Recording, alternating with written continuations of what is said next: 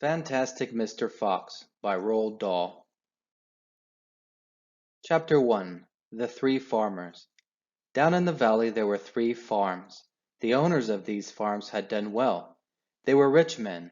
They were also nasty men. All 3 of them were about as nasty and mean as any men you could meet. Their names were Farmer Bogus, Farmer Bunce, and Farmer Bean. Bogus was a chicken farmer. He kept thousands of chickens. He was enormously fat. This was because he ate 3 boiled chickens smothered with dumplings every day for breakfast, lunch, and supper. Bunce was a duck and goose farmer. He kept thousands of ducks and geese. He was a kind of pot-bellied dwarf. He was so short his chin would have been under water in the shallow end of any swimming pool in the world. His food was doughnuts and goose livers. He mashed the livers into a disgusting paste, and then stuffed the paste into the doughnuts. This diet gave him a tummy ache and a beastly temper. Bean was a turkey and apple farmer. He kept thousands of turkeys in an orchard full of apple trees. He never ate any food at all. Instead, he drank gallons of strong cider which he made from apples in his orchard. He was as thin as a pencil and the cleverest of them all. Bogus and Bunce and Bean, one fat, one short, one lean, these horrible crooks, so different in looks, were none the less equally mean. That is what the children round about used to sing when they saw them. Chapter 2. Mr. Fox. On a hill above the valley there was a wood. In the wood there was a huge tree. Under the tree there was a hole. In the hole lived Mr. Fox and Miss Fox and their 4 small foxes. Every evening as soon as it got dark, Mr. Fox would say to Miss Fox, "Well, my darling, what shall it be this time? A plump chicken from Bogus, a duck or a goose from Bunce, or a nice turkey from Bean?" And when Miss Fox had told him what she wanted, Mr. Fox would creep down into the valley in the darkness of the night and help himself. Bogus and Bunce and Bean knew very well what was going on, and it made them wild with rage. They were not men who liked to give anything away, less still did they like anything to be stolen from them. So every night each of them would take his shotgun and hide in a dark place somewhere on his own farm, hoping to catch the robber. But Mr. Fox was too clever for them. He always approached a farm with the wind blowing in his face, and this meant that if any man was lurking in the shadows ahead, the wind would carry the smell of that man to Mr. Fox's nose from far away. Thus, if Mr. Bogus was hiding behind his chicken house number 1, Mr. Fox would smell him out from 50 yards off and quickly change directions, heading for chicken house number 4 at the other end of the farm. "Dang and blast that lousy beast!" cried Bogus. "I'd like to rip his guts out," said Bunce. "He must be killed," cried Bean. "But how?" said Bogus. "How on earth can we catch the blighter?" Bean picked his nose delicately with the long finger. "I have a plan," he said. "You've never had a decent plan yet," said Bunce. "Shut up and listen," said Bean. "Tomorrow night we will all hide just outside the hole where the fox lives. We will wait there until he comes out. Then bang! Bang, bang, bang!" "Very clever," said Bunce. "But first we shall have to find the hole." "My dear Bunce, I've already found it," said the crafty Bean. "It's up in the wood on the hill. It's under a huge tree." Chapter 3. The Shooting. "Well, my darling," said Mr. Fox, "what shall it be tonight?" "I think we'll have duck tonight," said Miss Fox. "Bring us 2 fat ducks, if you please. One for you and me, and one for the children." "Ducks it shall be," said Mr. Fox. "Bunce's best." "Now do be careful," said Miss Fox. "My darling," said Mr. Fox, "I can smell those goons a mile away. I can even smell one from the other. Bogus gives off a filthy stink of rotten chicken skins. Bunce reeks of goose livers. And as for Bean, the fumes of apple cider hang around him like poisonous gases." "Yes, but just don't get careless," said Miss Fox. "You know they'll be waiting for you, all 3 of them." "Don't you worry about me," said Mr. Fox. "I'll see you later." But Mr. Fox would not have been quite so cocky had he known exactly where the three farmers were waiting at that moment. They were just outside the entrance of the hole, each one crouching behind a tree with his gun loaded. And what is more, they had chosen their positions very carefully, making sure that the wind was not blowing from them toward the fox's hole. In fact, it was blowing in the opposite direction. There was no chance of them being smelled out. Mr. Fox crept up the dark tunnel to the mouth of his hole. He poked his long, handsome face out into the night air and sniffed once. He moved an inch or two forward and stopped. He sniffed again. He was always especially careful when coming out from his hole. He inched forward a little more. The front half of his body was now in the open. His black nose twitched from side to side, sniffing and sniffing for the scent of danger. He found none, and he was just about to go trotting forward into the wood when he heard, or thought he heard, a tiny noise, a soft rustling sound as though someone had moved a foot ever so gently through a patch of dry leaves. Mr. Fox flattened his body against the ground and lay very still. His ears pricked. He waited a long time, but he heard nothing more. It must have been a field mouse, he told himself, or some other small animal. He crept a little further out of the hole, then further still. He was almost right out in the open now. He took a last careful look around. The wood was murky and very still. Somewhere in the sky the moon was shining.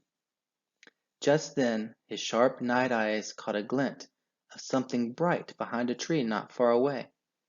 It was a small silver speck of moonlight shining on a polished surface. Mr. Fox lay still, watching it. What on earth was it? Now it was moving. It was coming up and up. Great heavens! It was the barrel of a gun. Quick as a whip, Mr. Fox jumped back into his hole, and at that same instant the entire wood seemed to explode around him. Bang, bang, bang, bang, bang, bang! The smoke from the three guns floated upward in the night air. Bogus and Bunce and Bean came out from behind their trees and walked towards the hole. "Did we get 'em?" said Bean. One of them shone a flashlight on the hole, and there on the ground, in the circle of light, half in and half out of the hole, lay the poor, tattered, blood-stained remains of a fox's tail. Bean picked it up. "We got the tail, but we missed the fox," he said, tossing the thing away. "Dang and blast," said Bogus. "We shot too late. We should have let fly the moment he poked his head out." "He won't be poking it out again in a hurry," Bunce said.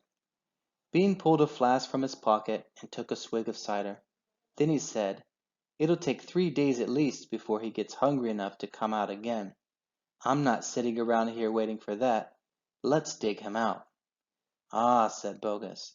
"Now you're talking sense. We can dig him out in a couple of hours. We know he's there.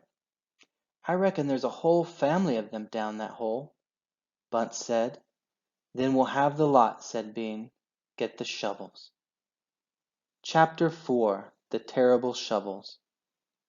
Down the hole Mrs. Fox was tenderly licking the stump of Mr. Fox's tail to stop the bleeding.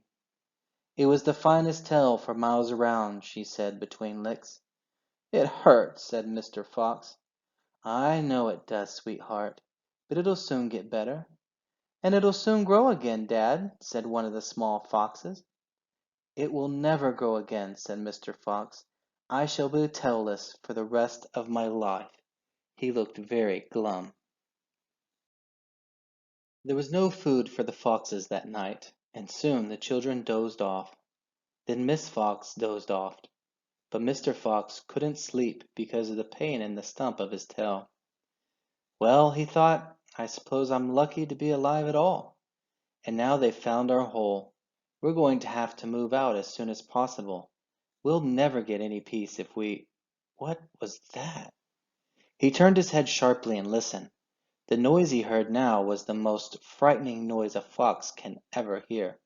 The scrape, scrape, scraping of shovels digging into the soil. "Wake up!" he shouted. "They're digging us out!" Miss Fox was wide awake in 1 second. She sat up, quivering all over. "Are you sure that's it?" she whispered. "I'm positive. Listen." "They'll kill my children!" cried Mrs. Fox. "Never!" said Mr. Fox. "But, darling, they will," sobbed Mrs. Fox. "You know they will." Scrunch, scrunch, scrunch went the shovels above their heads. Small stones and bits of earth began falling from the roof of the tunnel. "How will they kill us, Mummy?" asked one of the small foxes. His round black eyes were huge with fright. "Will there be dogs?" he said. Miss Fox began to cry. She gathered her 4 children close to her and held them tight. Suddenly there was an especially loud crunch above their heads, and the sharp end of a shovel came right through the ceiling. The sight of this awful thing seemed to have an electric effect upon Mr. Fox. He jumped up and shouted, "I've got it! Come on! There's not a moment to lose. Why didn't I think of it before?" "Think of what, Dad?" "A fox can dig quicker than a man," shouted Mr. Fox, beginning to dig. "Nobody in the world can dig as quick as a fox."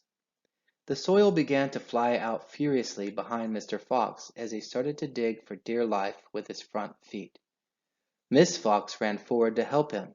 So did the 4 children. "Go downwards," ordered Mr. Fox. "We've got to go deep as we possibly can." The tunnel began to grow longer and longer. It sloped steeply downward. Deeper and deeper below the surface of the ground it went. The mother and the father and all 4 of the children were digging together. Their front legs were moving so fast you couldn't see them, and gradually the scrunching and scraping of the shovels became fainter and fainter. After about an hour, Mr. Fox stopped digging. "Hold it," he said. They all stopped. They turned and looked back up the long tunnel they had just dug. All was quiet. "Phew!" said Mr. Fox. "I think we've done it. They'll never get as deep as this. Well done, everyone." They all sat down, panting for breath, and Miss Fox said to her children, "I should like you to know that if it wasn't for your father, we should all be dead by now. Your father is a fantastic fox." Mr. Fox looked at his wife and she smiled. He loved her more than ever when she said things like that. Chapter 5. The Terrible Tractors. As the sun rose the next morning, Bogus and Bunsen Bean were still digging. They had dug a hole so deep you could have put a house into it, but they had not yet come to the end of the fox's tunnel. They were all very tired and cross. "Dang and blast!" said Bogus. "Whose rotten idea was this?" "Bean's idea," said Bunce. Bogus and Bunce both stared at Bean. Bean took another swig of cider, then put the flask back into his pocket without offering it to the others. "Listen," he said angrily. "I want that fox. I'm going to get that fox. I'm not giving in till I've strung him up over my front porch, dead as a dumpling." "We can't get him by digging, that's for sure," said the fat Bogus. "I've had enough of digging." Bunce, the little pot-bellied dwarf, looked up at Bean and said, "Have you got any more stupid ideas, then?" "What?" said Bean. "I can't hear you." Bean never took a bath. He never even washed. As a result, his ear holes were clogged with all kinds of muck and wax and bits of chewing gum and dead flies and stuff like that. This made him deaf. "Speak louder," he said to Bunce, and Bunce shouted back, "Got any more stupid ideas?" Bean rubbed the back of his neck with a dirty finger. He had a boil coming there, and it itched. "What we need on this job," he said, "is machines. Mechanical shovels. We'll have him out in 5 minutes with mechanical shovels." This was a pretty good idea, and the other 2 had to admit it. "All right then," Bean said, taking charge. "Bogus, you stay here and see the fox doesn't escape. Bunce and I will go and fetch our machinery. If he tries to get out, shoot him quick." The long, thin Bean walked away. The tiny Bunch trotted after him. The fat Bogus stayed where he was with his gun pointed at the foxhole. Soon, two enormous caterpillar tractors, with mechanical shovels on their front ends, came clanking into the wood. Bean was driving one, Bunce the other. The machines were both black. They were murderous, brutal-looking monsters. "Here we go, then," shouted Bean. "Death to the fox!" shouted Bunce. The machines went to work, biting huge mouthfuls of soil out of the hill. The big tree under which Mr. Fox had dug his hole in the first place was toppled like a matchstick. On all sides rocks were sent flying, and trees were falling, and the noise was deafening. Down in the tunnel the foxes crouched, listening to the terrible clanging and banging overhead.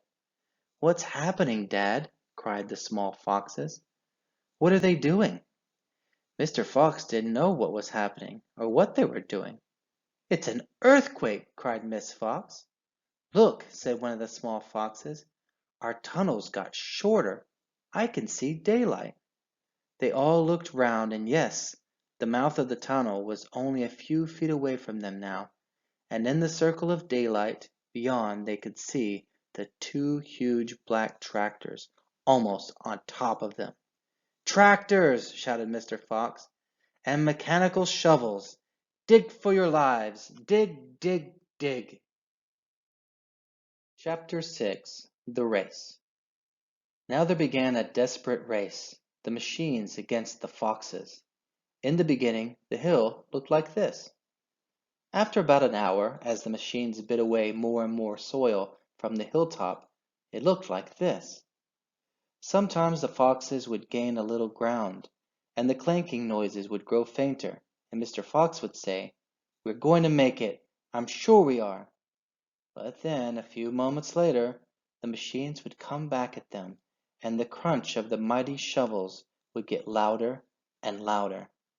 Once the foxes actually saw the sharp metal edge of one of the shovels as it scraped up the earth just behind them. "Keep going, my darlings," panted Mr. Fox. "Don't give up." "Keep going," the fat Bogus shouted to Bunce and Bean. "We'll get him any moment now." "Have you caught sight of him?" Bean called back. "Not yet," shouted Bogus, "but I think you're close." "I'll pick him up with my bucket," shouted Bunce. "I'll chop him to pieces." But by lunchtime the machines were still at it, and so were the poor foxes. The hill now looked like this. The farmers didn't stop for lunch. They were too keen to finish the job. "Hey there, Mr. Fox," yelled Bunce, leaning out of his tractor. "We're coming to get you now." "You've had your last chicken," yelled Bogus. "You'll never come prowling around my farm again." A sort of madness had taken hold of the three men. The tall, skinny Bean and dwarfish, pot-bellied Bunce were driving their machines like maniacs, racing the motors and making the shovels dig at a terrific speed. The fat Bogus was hopping about like a dervish and shouting, "Faster! Faster!" By 5 o'clock in the afternoon, this is what had happened to the hill.